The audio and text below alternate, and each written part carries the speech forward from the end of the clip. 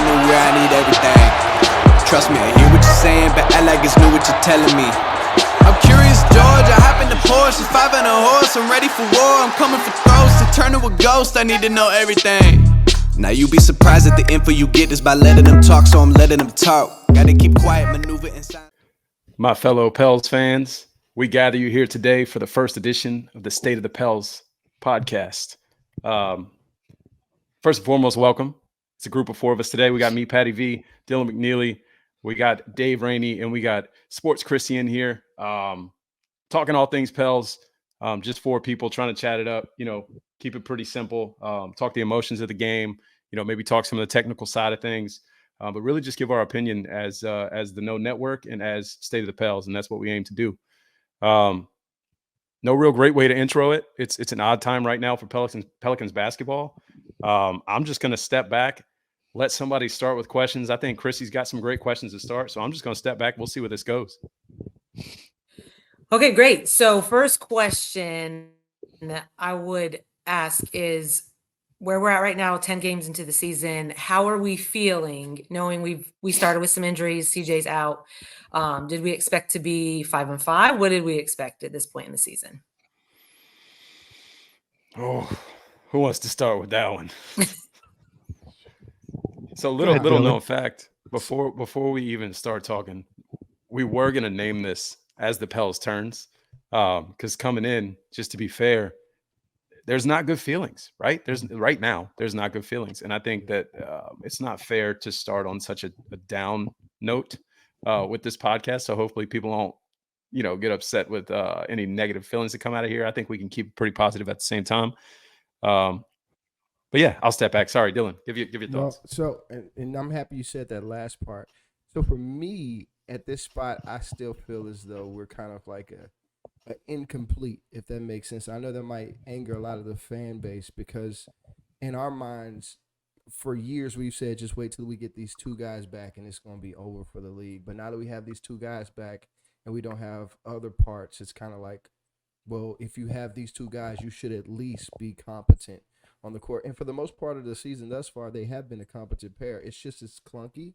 And I want to be like a little bit logical in the midst of our chaotic fandom. New offensive scheme, and there's a flip side to motivation, right? There's the part of motivation that we all just get excited about. The part that's just like, yeah, he's gonna come in and kill the league, and it's gonna be crazy. But there's also the downside of motivation in my mind of trying to recalibrate and remember that you can't kill everybody by yourself.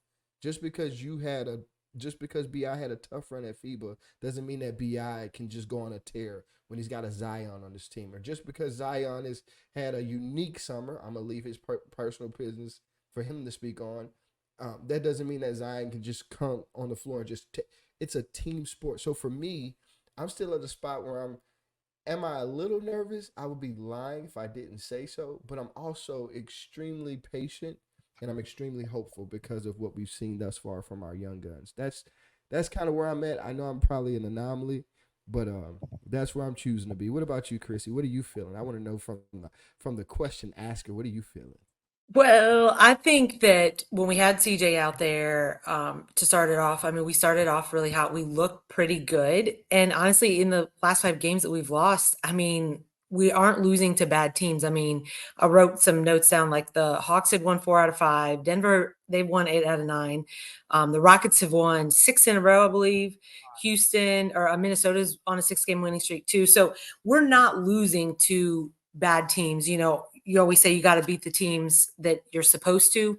And I don't think that in the situation we've been in right now, necessarily those were must win kind of games like, oh yeah, we've got this locked up. So I think that the caliber of the teams we've been playing have definitely played a role in it. And also we're 10 games in, like it's an 82 game season. Like you're looking at a fraction of the season so far. So let's not get overworked because, we're not seeing everything that we were hoping to see so far.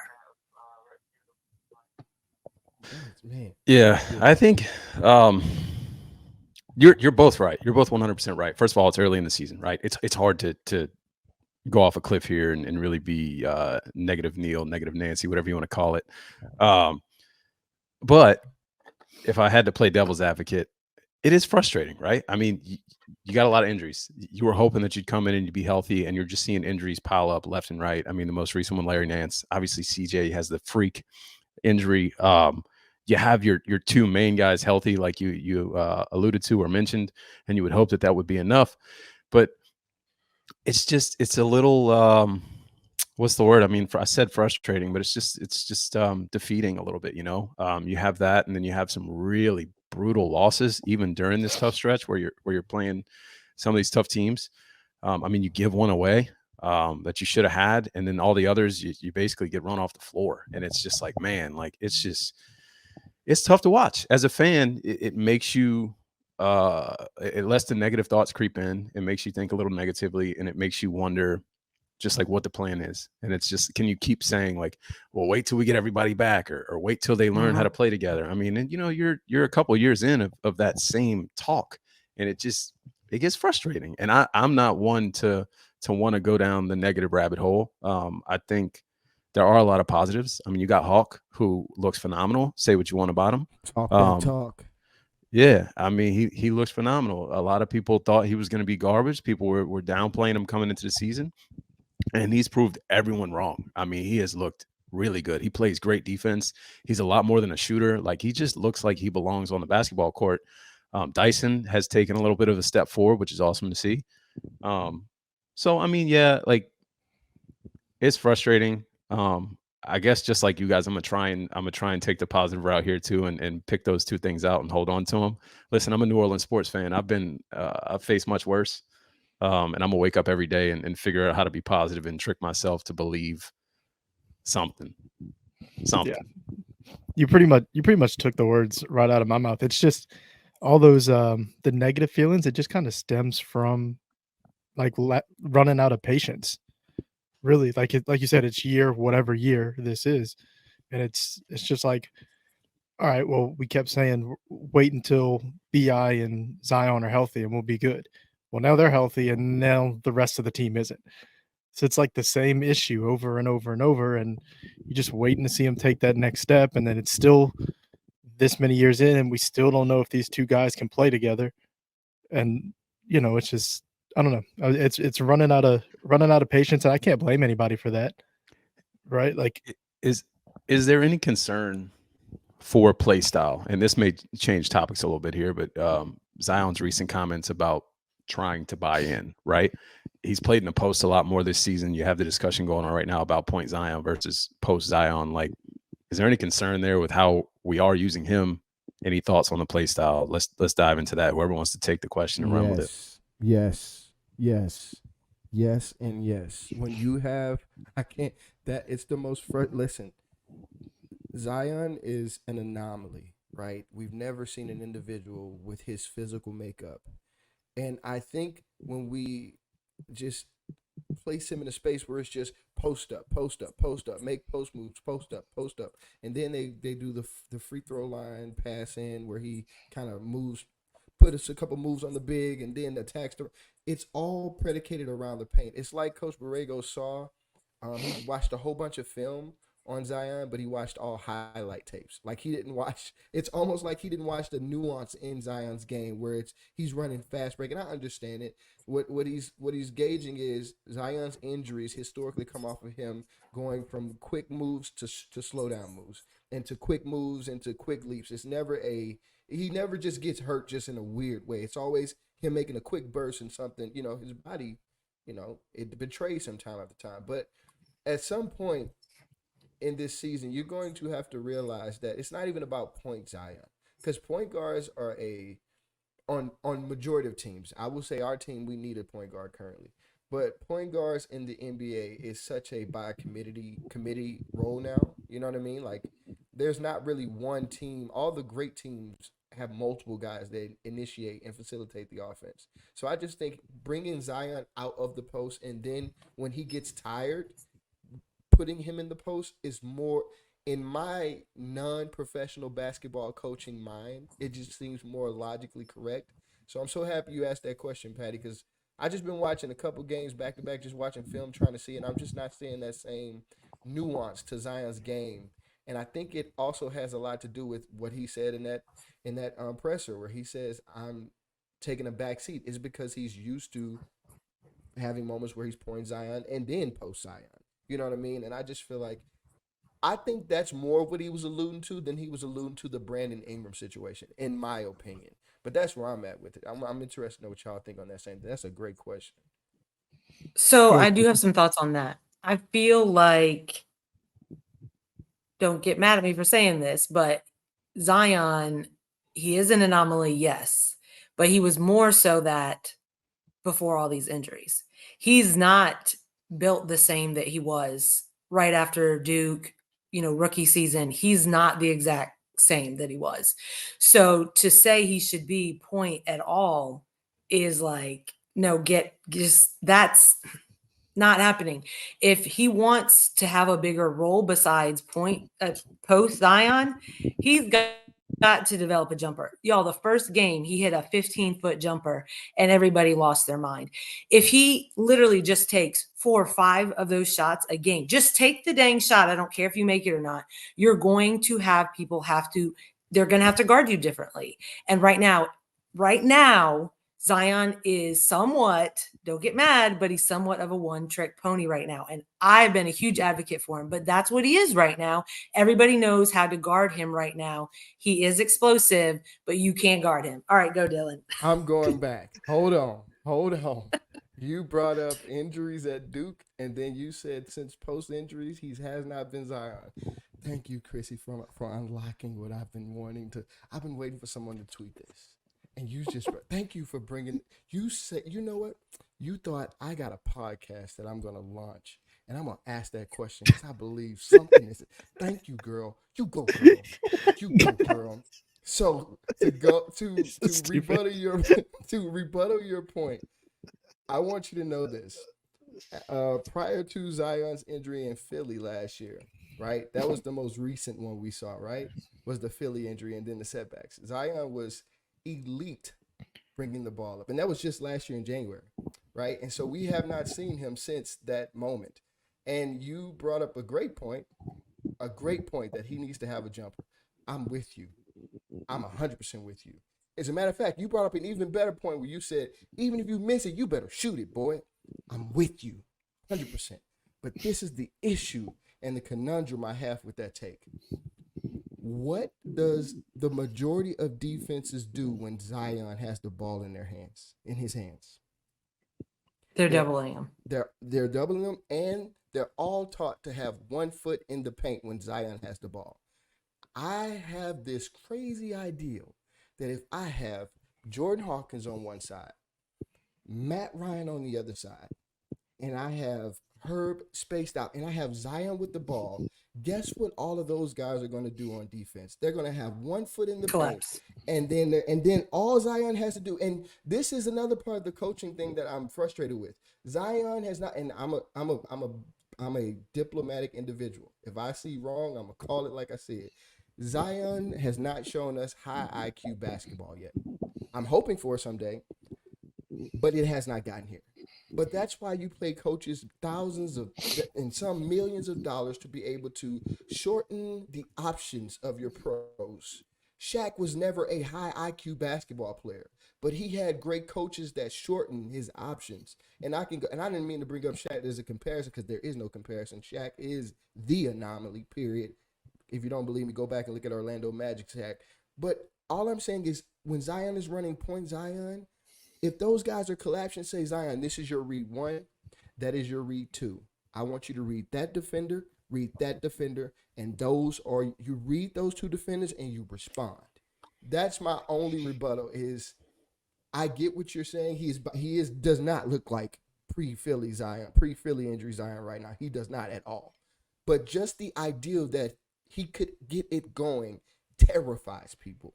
And so why not use it to your benefit by putting him on the ball and having all those other defenders put 1 foot in the paint. That's just thank you, girl. Couldn't you still do that without him being point Zion though? Like he could be a Patty, the point guard point guard in the NBA is such a archaic ideology unless you have a Tyrese Halliburton on your team, or someone who's just like, or will we even say Lucas point guard on his team? Lucas like a hybrid. He But does everything. the thing is, if you are going to have someone bringing the ball down the court, you've got to have someone that's got vision and that can do more than one thing. And so if you're bringing the ball in and you're either going to pass it or you're going to just like, bulldoze your way in there, that's not hard to defend. It's not hard to defend the pass in that. So that is part of the problem, is that when he's at least in the post, they can collapse the defense on him, kick it out. We've got some really great 3-point shooters, which we've needed. Right. So we're not collapsing all that in so we can just immediately kick it out, knock down a three. That opens up the whole entire game. You've got to be able to do more than one thing. When he's bringing the ball down, he's not doing, anybody can do that. Anyone can bring the ball down. There's nothing added that he's got when he's at the top of the key and he's got the ball in his hands. We all know what he's going to do. He's going to pass or he's going to drive. So we just want free throw line Zion. Just stand at the free throw line, my guy. We'll figure it out from there. I don't post. want free throw. I've seen enough. I've had enough. I've seen, and honest. Listen, I'll concede the point that he doesn't have to bring the ball up. I'll concede that point. Have someone else bring the ball up, but Zion should be the first pass you make, and because if Zion isn't the first pass you make, you need to send Zion on the bench or put him in a darker spot until you figure it out. Because if he's not a shooter yet, so if he isn't the one initiating the offense, he's just standing. And we've seen what Zion does when he stands. He loses interest. And this isn't me trying to baby a star. This is me trying to protect the star from himself. There's multiple different superstars that we've seen over time. We were blessed to be raised in the MJ era, where we saw a MJ Kobe era, where we saw, don't do it, Patty. Just let it go. Just let it go. Let it go. We were blessed to be raised. You saw the smile. I Yep, appreciate I did. it. And we were blessed to be raised in that era where MJ got MJ going. Like when he stepped in between those lines, it was time to dance. These new cats aren't like that. They need to touch the ball. It's different, yeah. And so that's just my thing, is if you give him the ball, and if he's in the offense out the gate, Brandon Ingram's game is easier to adjust around Zion than Zion's game is to adjust around Brandon Ingram. That's just my take. And so I'm going to leave it there, but I'm just so happy you gave that point. That question. I have a question. Now that you've brought up BI, that I wanted to ask what y'all think on this. With us having CJ out, but we've had a healthy BI and Zion, what do we think in terms of this being a young team? Like when CJ's not on the floor, are we missing a veteran? Who would you say is a veteran out there besides maybe Jonas? And he's only going to be so vocal. So what do y'all think in having healthy BI and Zion, but we cannot get the win? I was gonna say, like, when does somebody become a veteran? Because like at this point, BI should be a vet. Like you have to consider him a vet. Yes. And that, Zion can be a vet at this point. I mean, games played wise, maybe not, but he's in the league. Like, you've been through enough off seasons. Like you're a vet, right? Like you can't rely on Larry and CJ to be the only guys that are mature, right? If that's the word we're looking so for. who are we missing? A leader when CJ's not out there? Is that a big factor that is happening right now? See, that's what when you were talking about Zion's comments that he said, the issue I had with it was him saying he's like you are this is supposed to be your team. They can say it's Brandon Ingram's team all they want. This should be Zion's team. Don't take the back seat. If something needs to change in your eyes, do something about it. To me, like, you be the leader. CJ's out. Somebody has to step up. I look at Zion as the guy who needs to step up.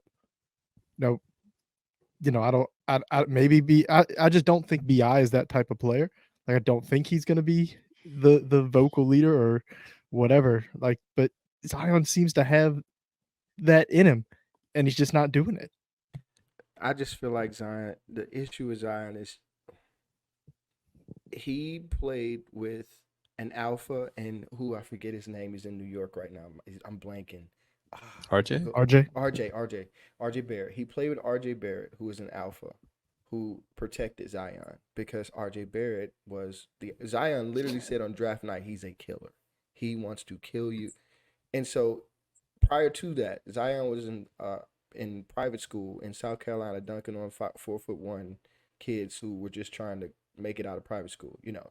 And then he was never the picked guy of you're gonna be that guy. But the conundrum is he was never the out the mud guy. So he wasn't Patrick Beverly enough to be, you know, just disrespectful. This is my stuff. But he also wasn't alpha enough to be like a Kobe. Like, so he's in that conundrum where he almost need, and it's sad and I hate it because it does not match anything I would support. It feels like he needs you to announce him as the guy for him to fully step into it. And it's like, why do I have to? You do realize that if we're being honest, I love BI, but Zion is the only box office player on this team. You're the one that people are showing up to see. People who aren't lifelong Pels fans. They're showing up to see you do something crazy. Like, I don't know if you guys remember the show, the movie The Incredibles, where the kid. We all have kids. Hey, I didn't know. You never know. But when the kid, the little kid is on the tricycle and he's just staring at Mr. Incredible, and he's like, Mr. Incredible so mad. He's like, "What are you looking at?" He's like, "Just waiting for you to do something incredible, I guess." It's because that kid showed up every single day to see Mr. Incredible be Mr. Incredible, and that. What are you laughing? What is that? That is such a phenomenal compare. Like, that's amazing. It really is. That's amazing. But it's the truth of what we're seeing with Zion. It's like, you don't need us to hand you the keys, bro. You are Mr. Incredible. The idea that we're going to trade you, I don't even know why people are even. This thing is about money to the business guys and gals. So they're not, unless Zion demands out, and even if he demands out, he's going to have to demand and do a whole bunch of extracurriculars off the court for him to get out of New Orleans. So since you're here, be the guy. But it's frustrating because it's almost like he's waiting for BI to say, "This is Zion's team, and I'm just here." Like, no. But I'm sorry. That's a frustrating part of Zion's. Like, I don't understand it, man. I don't understand that. And to answer your question, Chrissy, I don't even think CJ is I think CJ is the leader you want in the locker room, but I don't think CJ is the leader you need on the court. Because I don't know. I don't know if that I agree with that. Only reason why I say that is because Zion needs somebody that's gonna look him in his face and pull up. If CJ had Jose in him, he'd be perfect. That's what I'm saying. Like, he needs somebody who's going to look him in his face and say, what Jose stops BI in the middle of BI's post-practice presser and says, tell him he needs to get his together. And then he says, tell him we need to get our stuff together. This is Jose Alvarado, who can blink wrong and be off the team. But that's all I'm saying. I agree that CJ is a great leader. But I also think you need that one that's going to just straight up look you in your face and Rajon Rondo you. So that's the only reason I said that. I'm not trying to say CJ isn't great. But you said you don't agree. What do you believe that CJ gives us that on the court? I think last year what we saw, I think that we did a lot better than we would have if CJ, he played hurt the whole time. I think that he was probably more of a vocal leader than anyone probably knows. And I think when he was out there for the first half so far of us playing, we were playing well, even with certain injuries and guys out and all. So he's a major factor that I think maybe because he is a little bit more soft-spoken, maybe we just don't know that. But I think the proof is kind of in what we're seeing on the court and how the Pels are playing when he's out there. That's why I just think he might be a bigger factor than we as, outsiders can understand. Is it CJ? Or is it Herb? In the locker room? That's what you're talking about? No, I'm talking about. No, Chrissy said. Oh, while we're losing right now. We see it on the court. This team looks. All I'm going to say, and this isn't all I'm going to say because we're on a podcast, but this team looks way different since Herb Jones went down with that ankle injury. This is not an indictment on CJ. But I'm just saying we might just want to look deeper into that Herb Jones kid.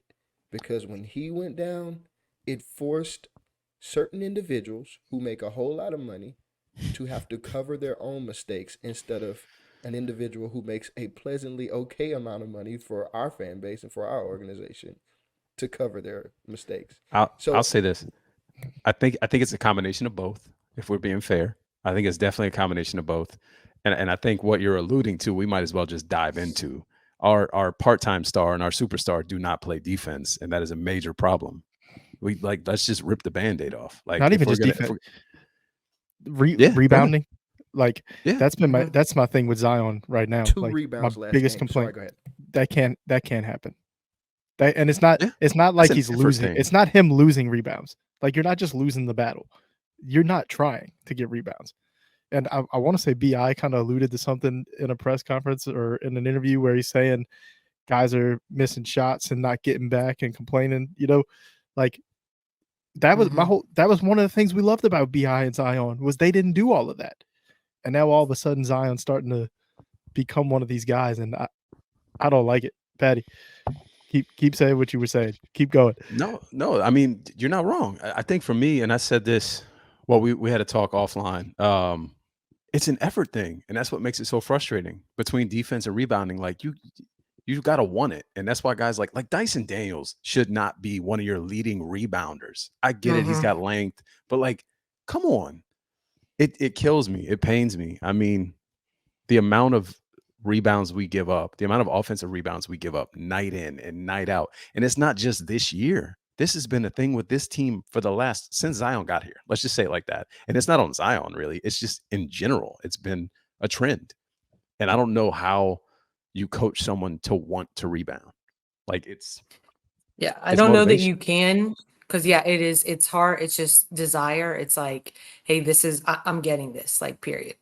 And I did check to see we're ranked 17th in the league in total rebounds. And it's not going to cut it. We're ranked a lot in, right around 15 to 24th in a lot of things. And that just shows right where our record's at, 5-5. Like, we're a very mediocre team right now. I'll be honest, It's 17 tough. feels higher than I thought. I 100% thought the same thing. I was like, whoa, okay. I was Well, like, I wow. will tell you, let me just tell you, in the last 5 games, not all of them, but some of them, we've actually out rebounded our opponents, but we've lost every game. So that's part of it. Wow. That hurts. Cause now I'm that just is wondering what the hell No. is going on. Yeah. that is Well, it's man. turnovers. Turnovers, we're just, it's Yeah. unreal, the number of So- turnovers. And a lot of that's inexperience, and a lot of that's not having played together. It's not a bad chemistry. It's just that you got to learn, this guy likes to cut when he's in the corner. This guy, he's going to spot up on the 3 no matter what on a fast break, like whatever it is. But yeah, the turnovers is out of control. We touched on the Zion side of this. What do you do with the BI side of it? Where if you look at plus minus, and that's not the end all be all, right? But if you're looking at plus minus and everybody is worse with BI on the court, like what do you do with that information? What does that tell you right now? I don't like that stat. I think that a lot of it is because the entire team is deferring to BI when he's on the court with CJ Yeah. being out. So I think that that's a huge cause behind it. It's not necessarily because you ask any team if they want BI on the court with them, they're all going to say yes. Like, you can show them that stat and they're still going to say yes. So I think it's just a lot of the younger guys being like, hey, let's watch what Brandon thinks we should do right here. And then that's going to give him more opportunities to shoot and maybe miss, more shots, things like that. That's fair, and that's a great point. I guess I didn't. So you see both ends of the spectrum with Bi, right? Like, it makes total sense that the young guys are deferring to him, and that would definitely reflect in the numbers where you see like his pass percentage and things like that, where it's like, man, this guy's just holding the ball, like he's not passing the ball, he's just basically going to town. We're getting outscored by 20 when he's on the court. Like, you paint that picture, and it's like, damn, like, do we get rid of him? Like, what's the point? But if you look at it from the flip side, I mean, it makes total sense. I don't know. I don't want to go overly negative or kill Bi here, but there's other things about his game that stand out. I think that we question Zion's IQ.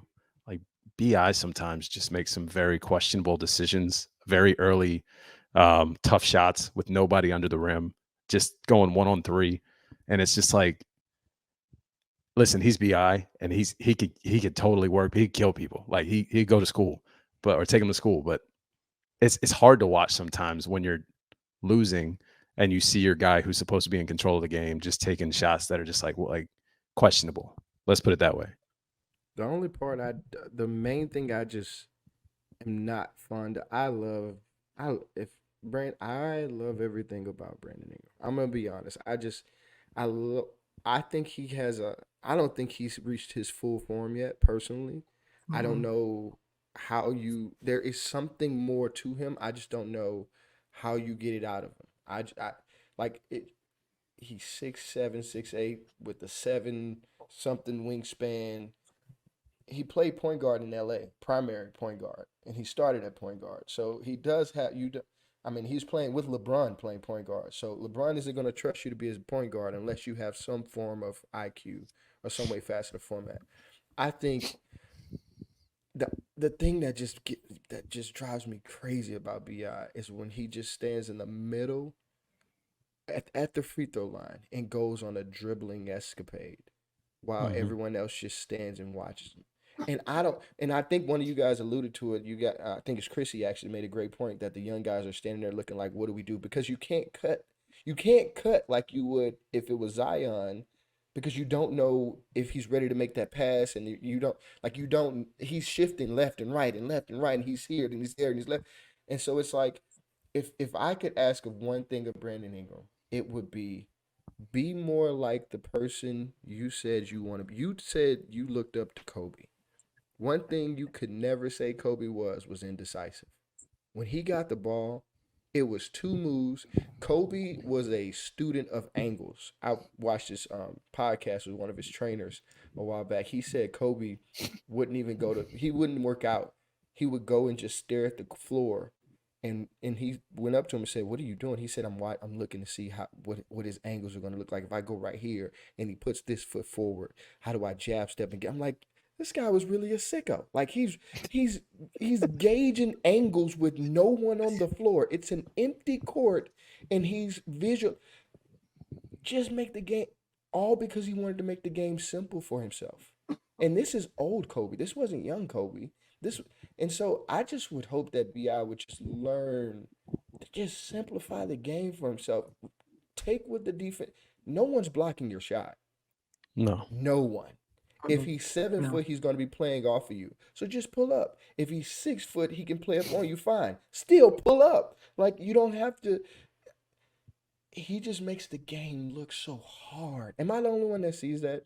No. No, I No. think we've seen like elite Bi, like playoff Brandon Ingram is what Patty jokes about it all the time. A part-time superstar is what he is. Now he was the superstar in the playoffs. Oh, That absolutely. is the Bi we need. That's the Bi you want, Dylan. That's the Bi that's decisive. He's facilitating. He's getting his buckets. Like, that's the Bi we want. Why? And you thought, and coming off of that in the playoffs, I would have assumed it would have carried over. I don't know if the Team USA thing threw him off or what, but that's what I thought we were about to get all year. I thought he found it, and that was just the assumption. Yeah. I was gonna say the question is what is the blocker? Like what changed? Why can't he tap into that all the time? And I don't know. Yeah, I'm getting to a point where I'm wondering it. I don't, and I want to know, Christy, from you, because you played the sport in college, and you had for y'all that don't know, Chrissy worked her way from homeschool, walked on, and then got a scholarship at LSU Shreveport. Talk to her nicely when you speak to her in the streets, BTW. You better. Anyway, with that, if you were Brandon Ingram's coach, or if you were in his vicinity, how do you know that there's more? We all can agree that he's on, what, 25, 24, 25? It's crazy. Young.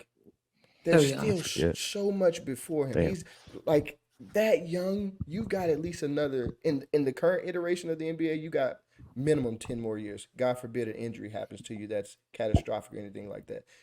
Because of your skill set, you're not an athletic freak where you're windmilled and pounding on your knees and things like that. You are a skilled.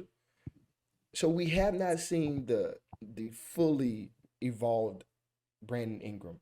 How do you go about unleashing that, Chrissy? And also, at the same token, this is the caveat, at the same token, being aware that you have a Zion on your team. Yeah, well, I hear what y'all are saying. There's too much dribbling at times. I think during that time, he's waiting for someone to cut, make a move, screen, do something off the ball so he can get the team involved because he knows if it's all coming down to him. I mean, it's simple in the NBA. You know, it really at any level, you start to double team and you make other guys prove that they're going to beat you. And I think that that's something that BI is trying to get everybody involved, but we've just got a lot of young guys who really haven't played that much together. I mean, we're signing what's his name, from OKC all of a sudden he's on our team. Like you got Lester DoorDash, Earl Matt Ryan. Robinson. Yes, exactly. But I mean, you've got a lot. So I think what I've seen is that BI is trying to he's trying to get everybody involved, and he kind of just needs to be a killer right now until they do double team him every time, and then he's forced to pass the ball to somebody else and look for Zion. This is also why I want Zion in the post more, because I want BI up top higher more where he has that shot and then he can, bounce past it into Zion and have them clack. You kick it out to BI, he's money that shot every single time right there. So that's all that I'm saying from it. I just think it's some growing pains maybe with this new kind of young team. Oh yeah. Do we need to see Chrissy? Okay, I see you're going back to Zion in the post. I'm gonna let it slide and not say anything about it. My sister in Christ, I will not say anything about it. But could we come to a concession here and say we aren't seeing enough PNR, pick and roll action, pick and pop action between our two stars? Yeah, I just don't think you see that much in the NBA. Like, are we really setting great screens nowadays and rolling hard to the basket? I mean, do that all day long. And yeah, Zion and BI are going to be unstoppable. Nobody does that anymore. Jokic and Murray run that PNR to perfection, and they ran it so well last year that obviously Jokic is he's from another country, but he's not even real. I mean, Another planet. he's like Sabonis and like whoever else you want put in the package, and just everybody, we need to do a case study on him. Everybody wants to talk about phenomenons. Any person that goes and races horses all summer, Yeah. Yeah. and then anyway, back to my point. They've shown you that you can win with it. And then to a lesser extent, we saw Drew doing it with Giannis a lot. And they showed you can win with it. So I do think the difference, though, is that when you talk about those other two teams that are running that, you've got a guy that can not only score in the post, but has a jumper and can knock down a three, honestly.